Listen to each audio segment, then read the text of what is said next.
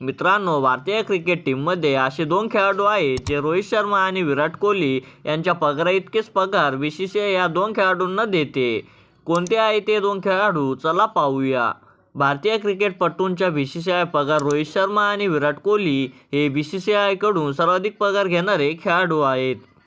विराट कोहली आणि रोहित शर्मा यांना किती पगार मिळतो? बीसीसीआयच्या केंद्रीय करार यादीमध्ये खेळाडूंना 4 श्रेणीमध्ये विभागले गेले आहे. या खेळाडूंना श्रेणी A+, श्रेणी ए, श्रेणी बी आणि श्रेणी सी अंतर्गत वेतन दिले जाते.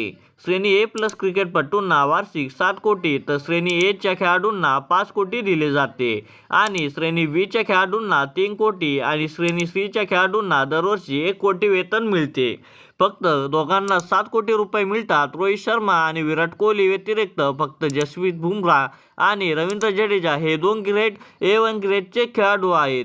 त्यामुळे विराट आणि रोहितसह फक्त बुमराह आणि जडेजा यांना बीसीसीआय दरवर्षी 7 कोटी रुपये इतके देते.